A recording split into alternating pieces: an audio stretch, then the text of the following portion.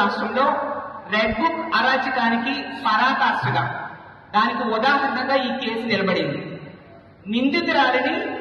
నిందితుడిని వదిలేసి బాధితురాల్ని అరెస్ట్ చేయడం అంటే ఎంత దారుణం, ఎంత సిగ్గుచేటో అర్థం చేసుకోవచ్చు. అంత మహిళా వ్యతిరేక ప్రభుత్వం ఈ రోజు ఈ రాష్ట్రంలో నడుస్తూ ఉంది. అధికార దుర్వినియోగానికి పరాకాష్ఠ ఈ కేసు. ఎక్కడైనా ఏ రాష్ట్రంలో అయినా అధికార పార్టీలో ఉండేవాళ్ళు బాధితులకు అండగా నిలబడతారు, నిందితుల్ని శిక్షిస్తారు. ఈ రాష్ట్రంలో ఈ కూటమి ప్రభుత్వం అధికారంలోకి వచ్చాక అంతా రివర్స్. బాధితురాలిని అరెస్ట్ చేయడం అంట, దారుణంగా ఆమెకి రకరకాలుగా ఇబ్బంది పెట్టి ఇప్పుడు ఏకంగా ఆమె మీద కేసులు బనాయించి రిమాండ్ ఖైదీగా జైల్లో పెట్టేశారు. నిందితుడు మాత్రం దర్జాగా నెల రోజులుగా తిరుగుతూ ఉన్నాడు బయట సభ్య సమాజంలో. చూస్తే అతను సాక్షాత్తు స్త్రీ శిశు సంక్షేమ శాఖ మంత్రి అయిన సంధ్యారాణి గారి పిఏ. ఆవిడ ఒక మహిళ, అలాగే స్త్రీ శిశు సంక్షేమ శాఖకు మంత్రి. అలాంటి ఆవిడ బాధితురాలకు అండగా నిలబడాల్సింది పోయి పిఏని వెనకోసుకొస్తూ ఈ విధంగా వ్యవహరించడం ఎంతవరకు సమంజసం? ఈ కేసులో ప్రతి సందర్భంలో కూడా మనం చూస్తూ ఉన్నాము, పూర్తిగా మంత్రి గారి డైరెక్షన్ లో, ఆవిడ స్క్రీన్ ప్లే డైరెక్షన్ లో నడుస్తూ ఉండే పరిస్థితి పోలీసులు మనకు కనిపిస్తూ ఉంది. ఎందుకంటే ఈ బాధిత మహిళ 27వ తేదీన కంప్లైంట్ ఇచ్చాక మంత్రి గారు ఏమి చెప్పారో అదే మాటల్ని పోలీసులు చెప్పి ఈ మహిళను, బాధితురాలైన మహిళను అరెస్ట్ చేయడం జరిగింది. అంటే ఆవిడ చెప్పిందే పోలీసులు చేసేది తప్ప వాళ్ళు కొత్తగా విచారణ చేసింది ఎక్కడా కూడా ఏమీ మనకు కనిపించిన పరిస్థితి. అంటే మాకు అధికారం ఉంది, మేము ఏం చేసినా చెల్లుబాటు అవుతుంది అన్న టైప్ గా మంత్రి అలాగే మంత్రి పిఏ ఈ రోజు వ్యవహరిస్తూ ఉండే పరిస్థితి.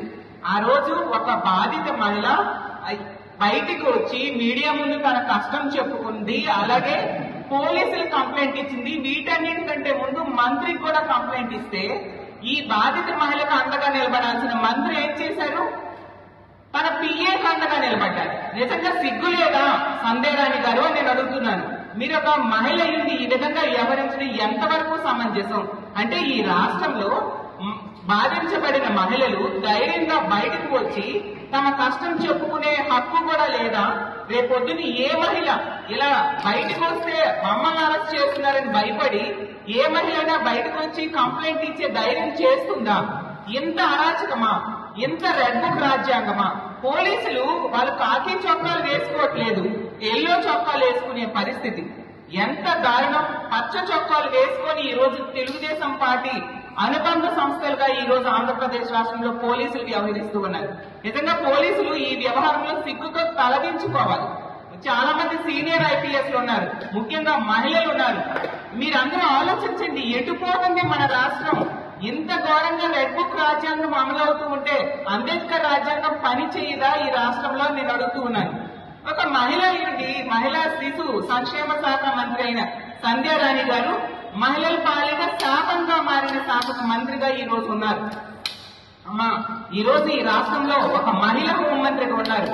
అలాంటిది ఒక బీసీ ప్రభుత్వ ఉద్యోగి అయిన మహిళకు జరిగిన అన్యాయం ఇది.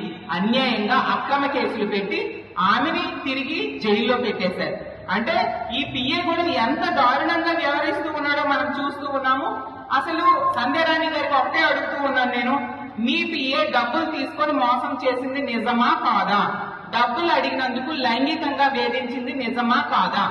డబ్బులు తిరిగి ఇవ్వకుండా మళ్ళీ ఆమెని తీసుకొచ్చి సాలూరు నుంచి ఎక్కడా మారుమూలున్న గుమ్మలక్ష్మీపురంకి ట్రాన్స్ఫర్ చేయించింది మంత్రి అలాగే పిఏ కాదా? మంత్రి గారైతే స్వయంగా లెటర్ కూడా ఇచ్చారు ఈ వ్యవహారంలో. అంటే ఆవిడ తప్పు చేసిన పిఏకి ఎంతగా మద్దతు తెలియజేస్తున్నారో మనకు ప్రతి సందర్భంలో కూడా అర్థమవుతూ ఉంది. అలాగే పిఏ అనే ఈ సతీష్ అనే వ్యక్తి నా దగ్గరే కాదు, తెలుగుదేశం పార్టీ నాయకుల దగ్గరికి కూడా మీరు లొంగిపోవడానికి రావాలి అని చెప్పి వేధించిన మాట నిజమా కాదా? నిజంగా ఇంత దారుణమైన వ్యవహారం జరిగినా మంత్రి స్పందించిన వ్యవహారం చూస్తుంటే అసలు ఈ రాష్ట్రంలో ఉన్న మహిళలు ఎందుకు ఈ కూటమి ప్రభుత్వానికి ఓట్లేసామని ఈ రోజు బాధపడుతూ ఉన్నారు. మీకు 164 సీట్లు ఇచ్చింది ఇలా కంప్లైంట్ ఇచ్చిన మహిళకు ఒక బాధితురాలకి తిరిగి అరెస్ట్ చేయడానిక? ఎక్కడైనా ఇలా ఉంటుందా? చంద్రబాబు నాయుడు గారు మాట్లాడితే చెప్తూ ఉన్నారు, నేను ముఖ్యమంత్రి అయ్యాను మా కూటమి ప్రభుత్వంలో మహిళల మీద ఎవరైనా కన్నెత్తి చూసినా చెయ్యి వేసినా అదే చివరి రోజు అనేసి. ఏంటి చంద్రబాబు నాయుడు గారు స్టేట్మెంట్స్ అయినా అది అమలులో ఉండవా? మీ మంత్రి నియోజకవర్గంలో మంత్రి ఎంత దారుణంగా వ్యవహరిస్తున్నారు. మంత్రి పిఏనే ఒక మహిళని ఎంత దారుణంగా వేధిస్తే నెల రోజుల వరకు కనీసం ఎటువంటి యాక్షన్ కూడా ఆ వేధించిన వ్యక్తి మీద తీసుకోకుండా తిరిగి బాధితురాలను ఈ రోజు మీ ప్రభుత్వం అరెస్ట్ చేసింది. చంద్రబాబు నాయుడు గారు ముఖ్యమంత్రిగా 4వ ముఖ్యమంత్రిగా నిజంగా మీరు కూడా సిగ్గుతో తలదించుకోవాలని మీకు తెలియజేస్తూ ఉన్నాను. ఇంకా పవన్ కళ్యాణ్ గారి గురించి మాటలైతే చెప్పనే అవసరం లేదు. మాట్లాడితే ఎన్నో స్టేట్మెంట్స్ ఇస్తూ ఉంటారు. మహిళల మీద ఎవరైనా చెయ్యి వేస్తే వాళ్ళ తాట తీస్తాను, తొక్క తీస్తాను, తోలు తీస్తాను, ఇన్ని మాటలు చెప్పారు కదా. ఒక బాధిత మహిళ 3 బిడ్డల తల్లి ఇలా రోడ్డు మీదకి వచ్చి పోలీస్ స్టేషన్స్ చుట్టూ తిరిగి నాకు న్యాయం చేయండి అనేసి ఏడ్చుతూ మొరపెట్టుకుంటే ఎవరి తాట తీశారు పవన్ కళ్యాణ్ గారు? తిరిగి ఆమె తాట తీశారు. బాధితురాలు తాట తీసింది మీ ప్రభుత్వం. మరి ఎందుకు మీరేం చేస్తున్నారు? పోలీసుల్ని ఇంత దారుణంగా రెడ్ బుక్ రాజ్యాంగం అమలుకి ఉపయోగిస్తున్నారు తప్ప అంబేద్కర్ రాజ్యాంగం అమలుకి ఉపయోగించిన పరిస్థితి ప్రతి సందర్భంలోనే కనిపిస్తూ ఉంది. దానికి ఉదాహరణ మొన్న కదిరిలో చూసాం. ఆ గర్భిణీ స్త్రీని తన్నాడు అని చెప్పి ఒక వ్యక్తిని వెంటనే అరెస్ట్ చేసేసి విపరీతంగా హెరాస్ చేశారు. ఎందుకు? అతను వైఎస్ఆర్ కాంగ్రెస్ పార్టీ కార్యకర్త అనుకొని. చివరికి తేలింది ఏంటి? జనసేన కార్యకర్త. అంటే వైఎస్ఆర్ కాంగ్రెస్ పార్టీ కార్యకర్త అయితే వెంటనే అతని మీద యాక్షన్ తీసేసుకుంటారు, ఇష్టం వచ్చినట్టుగా హెరాస్ చేసేస్తారు. కానీ జనసేన కార్యకర్త అని తేలడంతో ఇప్పుడు చల్లబడిపోయారు అందరూని. మరి పిఏ సతీష్ వ్యవహారం, అతని మీద ఎందుకు నెల రోజులైనా యాక్షన్ తీసుకోలేదు? అతను దర్జాగా తిరుగుతూ ఉన్నాడు. తిరిగి బాధితురాలు అరెస్ట్ చేశారు. మరి తెలుగుదేశం పార్టీ కార్యకర్తలైతే మీరు అతని మీద యాక్షన్ తీసుకోరా? అతనికి అండగా నిలబడతారా? ప్రతి సందర్భంలో కూడా ఎన్నో వ్యవహారాల్లో మనం చూస్తూ ఉన్నాం. ఈ రాష్ట్రంలో తెలుగుదేశం పార్టీ కార్యకర్తలకి ప్రభుత్వం అండగా నిలబడుతూ ఉంది. ఎవరిని కూడా ఎటువంటి శిక్ష వేయని పరిస్థితి, కనీసం అరెస్టులు కూడా చేయని పరిస్థితి. తెలుగుదేశం పార్టీ వాళ్ళు ఈ రోజు ఎంత అరాచకంగా వ్యవహరిస్తున్నారంటే, ఈ కూటమి ప్రభుత్వంలో మేము తప్పు చేసినా మాకు అరెస్టులు ఉండవు, శిక్ష ఉండదు, తిరిగి మంత్రులు ముఖ్యమంత్రి గారితో సహా మాకు రక్షిస్తారు అన్న ధైర్యంతో ఇంత దారుణంగా మహిళల మీద అరాచకాలకు తెగబడుతూ ఉండే పరిస్థితి మనం చూస్తూ ఉన్నాం. ఎన్నో ఉదాహరణలు. మననే రాప్తాడులో తీసుకుంటే 14 ఏళ్ల దళిత మైనర్ బాలికను 6 నెలలు తెలుగుదేశం పార్టీ కార్యకర్తలు ఎంత దారుణంగా గ్యాంగ్ రేప్ చేశారో మనందరము చూసాం. మా పార్టీ వాళ్ళు పెద్దగా గొడవ చేస్తే అప్పుడు కొద్ది మందిని తూతూ మంత్రంగా అరెస్ట్ చేయడం జరిగింది.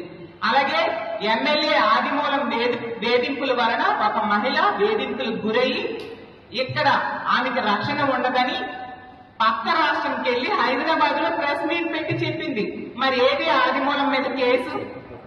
అలాగే జనసేన ఇన్ఛార్జ్ అయిన కిరణ్ రాయల్ వలన లక్ష్మి అనే మహిళ ఏ విధంగా మోసగించబడింది, ఆ లక్ష్మి అనే మహిళ బయటకు వచ్చి మీడియా ముందు ఎలా వేధించాడనేది చెప్పింది. మనందరం చూసాం. ఏమైనా కేసు పెట్టారా కిరణ్ రాయల్ మీద? అలాగే రాజమండ్రిలో వికాస్ ఫార్మసీ విద్యార్థిని చంపివేయబడింది. ఎవరు? మీ తెలుగుదేశం పార్టీ కార్యకర్తే కదా చేశాడు. మరి ఏం యాక్షన్ మీరు తీసుకున్నారు? అలాగే తిరువూరులో గిరిజన మహిళను టీడీపీ లీడర్ అయిన రమేష్ అనే వ్యక్తి లోకొచ్చుకోవడానికి ప్రయత్నించిన ఆడియో ఎంత వైరల్ అయింది? కనీసం కేసైనా పెట్టారా చంద్రబాబు నాయుడు గారు, తెలుగుదేశం పార్టీ గవర్నమెంట్? నేను అడుగుతూ ఉన్నాను. అలాగే గుంటూరులో తెనాలిలో సహానా అనే దళిత యువతిని రౌడీ షీటర్ నవీన్ ఎంత దారుణంగా కొట్టి బ్రెయిన్ డెడ్ అయ్యేట్టుగా చేసి చంపేయడం జరిగింది. మీరు ఏం యాక్షన్ తీసుకున్నారు? మా జగన్ ఎమ్మెల్యే ఆ కుటుంబానికి పరామర్శ చేసి అండగా నిలబడడం జరిగింది. ప్రతి సందర్భంలో కూడా ఇంకో టీడీపీ ఎమ్మెల్యే కొలికిపూడి శ్రీనివాస్ అనే వ్యక్తి వేధింపుల వలన ఒక మహిళ బీఆర్ఓ అయితే ఆత్మహత్య యత్నం చేసుకుంది. ఆమెని ఆమె భర్తని వేధిస్తున్నాడు ఇతను అని చెప్పేసి. అలాగే జనసేన కాకినాడ రూరల్ ఎమ్మెల్యే అనుచరులైతే ఇదే పవన్ కళ్యాణ్ గారి పంచాయతీరాజ్ శాఖలో ఆవిడ పనిచేస్తూ ఉంది, ఫీల్డ్ అసిస్టెంట్. ఆవిడకేమో నెల నెల మామూలు ఇవ్వాలి లేకపోతే పక్కలోకి రావాలని వేధిస్తే ఆవిడ ఆత్మహత్య యత్నం చేసుకుంది. 9 ఏళ్ల బాలికను గ్యాంగ్ రేప్ చేసి ఎంత దారుణంగా ముక్కలు చేసి నీటిలో విసిరి పారేశారు, కనీసం డెడ్ బాడీని కూడా కనిపెట్టలేని పరిస్థితి. అలాగే ఇదే విశాఖపట్నంలో మనం తీసుకుంటే ప్రేమోన్మాది నీరబ్ శర్మ ఒక యువతిని ఎంత దారుణంగా హత్యాయత్నం చేస్తే కనీసం పట్టించుకోలేదు. ఆ తర్వాత అతన్ని వీళ్ళు ఏమాత్రం యాక్షన్ తీసుకొని పరిస్థితి పోలీసుల నుంచి మనం చూసాం. అలాగే రాంబిల్లి మండలంలో హోంమంత్రి సొంత జిల్లాలో ఆ అమ్మాయి 2 సార్లు పోలీసులకి కంప్లైంట్ ఇచ్చింది, ఈ వ్యక్తి వలన నాకు ప్రాబ్లం ఉంది అని చెప్పి. పోలీసులు నిర్లక్ష్యంగా వ్యవహరించడం వల్ల ఇంటికి వచ్చి పీక కోసి చంపేశారు. అంటే పోలీసుల నిర్లక్ష్యం వల్ల ఇంత దారుణాలు జరుగుతూ ఉన్నాయి. మరి మీరు ఈ వ్యవహారాలన్నింటిలో కూడా ఏం చేస్తూ ఉన్నారు అంటే, ఈ రాష్ట్రంలో ఈ కూటమి ప్రభుత్వం అధికారంలోకి వచ్చాక ఎంతసేపు పోలీసుల్ని రెడ్ బుక్ రాజ్యాంగం అమలు చేయడానికి, అలాగే ప్రతిపక్ష పార్టీల మీద కక్ష సాధింపు ధోరణులకి ఉపయోగిస్తూ ఉన్నారు. దానికి బెస్ట్ ఎగ్జాంపుల్ గా ఇప్పుడు మంత్రి సంధ్యారాణి గారి టీఏ వ్యవహారంలో బాధితురాలిని తిరిగి అరెస్ట్ చేయడమా? అసలు ఇలాంటి సంఘటన మన రాష్ట్రంలో కాదు, పక్క రాష్ట్రాల్లోనే, మన దేశంలో ఎక్కడైనా చూసామా అని నేను అడుగుతూ ఉన్నాను. ఎక్కడైనా ఎప్పుడైనా విన్నామా, చూసామా? అంటే ఈ రాష్ట్రంలో మహిళలకు బ్రతికే హక్కు లేదా? పోలీసుల్ని ఇంత దారుణంగా వాళ్ళ కార్యకర్తల్లా ఉపయోగించుకుంటూ ఉన్నారు కాబట్టే ఈ రోజు మన రాష్ట్రం కేంద్ర హోంశాఖ నివేదికలో 36వ స్థానానికి దిగజారిపోయింది. సిగ్గుచేటు. గతంలో జగనన్న టైంలో 86 అవార్డ్స్ వచ్చి మొదటి స్థానంలో ఉండే పోలీసు శాఖ పనితీరు ఈ రోజు బిఎన్ఎస్ఎస్ చట్టాల అమలులో పోలీస్ శాఖ 36వ స్థానానికి మన రాష్ట్రం దిగజారిపోవడానికి కారణం వీళ్ళు చేస్తున్న ఇలాంటి పనులు. పోలీసుల్ని పూర్తిగా తమ కార్యకర్తల్లా ఎల్లో చొక్కాలు వేసి వాళ్ళని వాడుకుంటూ ఉండడం వల్ల, వాళ్ళకి స్వేచ్ఛ ఇవ్వకపోవడం వల్ల, వాళ్ళ పనులు వాళ్ళకి సక్రమంగా చేయలేకపోవడం వల్ల, ఇలాంటి దారుణమైన పరిస్థితుల వల్ల ఈరోజు 36వ స్థానానికి దిగజారిపోయింది. అలాగే మనం చూసాం, చంద్రబాబు నాయుడు గారు అతని సొంత సర్వేలో కూడా ప్రజలు చెప్పారు పోలీస్ శాఖ ఈ గురించి డీ ఫంక్షనింగ్ అని. అదేం పంచాయతీలోనే ప్రజలే చెప్పారు. మరి ప్రభుత్వం నిజంగా సిగ్గు రావట్లేదా ప్రభుత్వానికి అని నేను అడుగుతూ ఉన్నాను. అలాగే మనం చూసాం, అమిత్ షా గారు లెటర్ రాశారు. ఏమని రాశారు? మనం ఎమర్జెన్సీ కాల్స్ కి అటెండ్ అయ్యే సమయం 26 నిమిషాలు ఉంది. దేశ యావరేజ్ 18 నిమిషాలు ఉంటే మీ రాష్ట్రం ఇంత దారుణంగా ఉంది, సిగ్గు తెచ్చుకోండి, మీరు వెంటనే ఆ సమయాన్ని తగ్గించండి అనేసి అమిత్ షా గారు స్వయంగా ముఖ్యమంత్రి అయిన చంద్రబాబు నాయుడు గారికి లేఖ రాశారు. గతంలో జగనన్న ముఖ్యమంత్రిగా ఉండేటప్పుడు 3 నుంచి 5 నిమిషాల్లో పోలీసులు స్పందించేవారు ఈ ఎమర్జెన్సీ కాల్ సెంటర్ నంబర్ కి కాల్ చేస్తే. మరి ఈ రోజు 26 నిమిషాలకు దిగజారిపోయిందంటే పోలీసుల్ని వాళ్ళ విధులు వాళ్ళు సక్రమంగా నిర్వర్తించేట్టుగా ఈ కూటమిలో ఉన్న నాయకులు చేయట్లేదు. ఎంతసేపు రెడ్ బుక్ రాజ్యాంగం అమలు చేయడం కోసం మాత్రమే పోలీసులు ఉపయోగిస్తూ ఉన్నారు. అందువల్ల ఈ విధంగా దిగజారిపోయింది. ప్రతి సందర్భంలో కూడా పోలీసుల్ని వాళ్ళ కక్ష సాధింపు రాజకీయాలకి వాడుకోవడం వల్ల, తెలుగుదేశం పార్టీ నాయకులు వాడుకోవడం వల్ల వాళ్ళ పనితీరు ఎంత దారుణంగా పడిపోయిన పరిస్థితి మనం చూస్తూ ఉన్నాం. ఈ రోజు తీసుకుంటే ఈ రాష్ట్రంలో కల్తీ మద్యము, గంజాయి, డ్రగ్స్, ప్యాకెట్ క్లబ్లు ఎక్కడ చూసినా కనిపిస్తూ ఉన్నాయి. దానికి కారణం ఎవరంటే తెలుగుదేశం పార్టీ వాళ్ళే. మనం చూసాం, కల్తీ మద్యం తయారు చేసే ఫ్యాక్టరీ నడిపింది తెలుగుదేశం పార్టీ ఇన్ఛార్జ్, అలాగే తెలుగుదేశం పార్టీ నాయకులైతే మళ్ళీ తిరిగి వాళ్ళని తీసుకొచ్చి మా వైఎస్ఆర్ కాంగ్రెస్ పార్టీ వాళ్ళ నాయకులు మెడకు చుట్టడానికి ప్రయత్నం చేశారు. అలాగే మనం చూసాం, ఏకంగా మంత్రి ఉంటున్నారు, సాక్షాత్తు మంత్రి పార్థసారథి గారి నియోజకవర్గంలో ఎంత పబ్లిక్ గా తెలుగుదేశం పార్టీ నాయకులు పేకాట క్లబ్లు నిర్వహిస్తున్నారు. మరి పోలీసులు ఏం చేస్తున్నారు? మంత్రి గారు ఏం చేస్తూ ఉన్నారు? 283 మంది పేకాట ఆడుతూ దొరికిపోతే ఎంత బరి తెగించి వాళ్ళు పేకాట ఆడుతుంటే మీరు ఏం చేస్తూ ఉన్నారు? అలా చూస్తూ ఉండడమేనా పోలీసుల పని అని నేను అడుగుతూ ఉన్నాను. అసలు రాష్ట్రం మూలల నుంచి నూజివీడికి జోదర్లు తీసుకొచ్చి పేకాట ఆడుతూ ఉన్నారు. అంతెందుకు, హోంమంత్రి నివాసం ఉంటుంది ఈ విశాఖ జిల్లాలో భీమిలీలో మనం చూసాం. పిక్నిక్ల పేరుతో పబ్లిక్ గా పేకాట క్లబ్లు నిర్వహిస్తూ ఉన్నారు. పిక్నిక్ల పేరుతో పేకాట క్లబ్లు. అసలు ఈ రాష్ట్రం ఎటు వెళ్తుందో అర్థం కాని పరిస్థితిలో ఈ రోజు ఉంది. 164 మంది గెలిపించారు ప్రజలు. ఇందుక ఇలా పేకాట క్లబ్లు తెలుగుదేశం పార్టీ నాయకులు నడపడానికి, మహిళల మీద దారుణంగా తెలుగుదేశం పార్టీ వాళ్ళు వేధిస్తూ ఉంటే తిరిగి బాధితురాళ్ల మీద కేసులు పెట్టడానికి ఇందుక మీకు 164 సీట్లు ఇచ్చారు అని నేను అడుగుతూ ఉన్నాను. ఎన్నికల్లో సూపర్ 6 ఇస్తామనేసి హామీలు ఇస్తాము అని చెప్పి అధికారంలోకి వచ్చారు. ఆ సూపర్ 6 పూర్తిగా మార్చేసి ఈ రోజు సూపర్ 6 అంటే మద్యం, గంజాయి, డ్రగ్స్, పేకాట క్లబ్లు, కల్తీ లిక్కరు, నాటు సారా అన్న టైప్ గా ఈ సూపర్ 6 ని ఈ రోజు మార్చేశారు తెలుగుదేశం పార్టీ నాయకులు. వీటిని చూస్తూ ఉంటున్నారు ముఖ్యమంత్రి గారు, డిప్యూటీ సీఎం గారు, మహిళా హోంమంత్రి, అలాగే మహిళా మంత్రి సంధ్యారాణి గారు అయితే తిరిగి నిజంగా సిగ్గుతో, మహిళా లోకం అంతా సిగ్గుతో మీ వ్యవహారంలో తలదించుకుంటుంది సంధ్యారాణి గారు. మాట్లాడితే బయటకు వచ్చి చెప్తారు మా జగనన్న మీద ఇష్టం వచ్చినట్టుగా మాట్లాడుతూ ఉంటారు.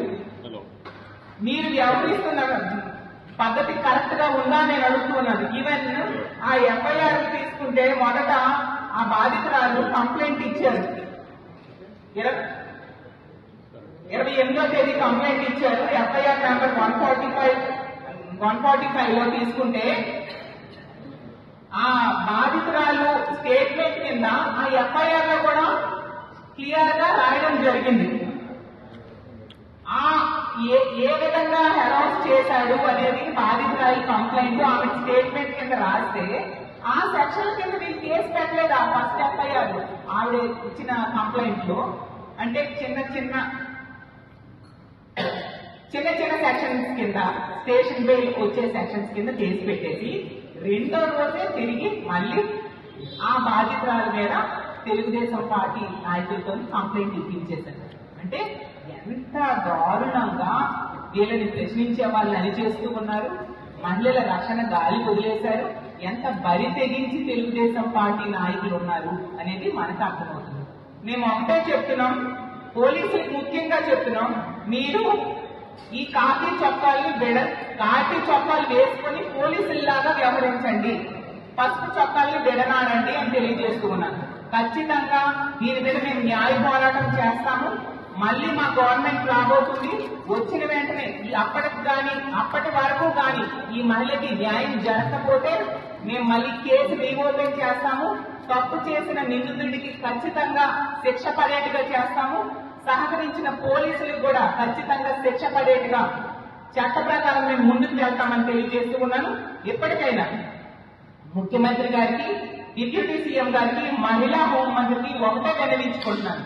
దయించి తప్పు చేసిన ఆ నిందితుడిని శిక్షించండి, అతని మీద ఎంక్వైరీ చేయండి, అరెస్ట్ చేయండి.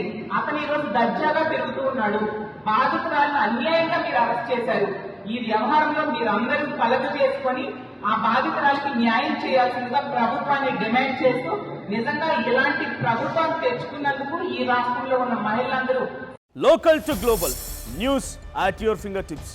మీ చేతిలో ఒక ఆయుధం. Download Raw TV app. Media legend Ravi Prakash is back.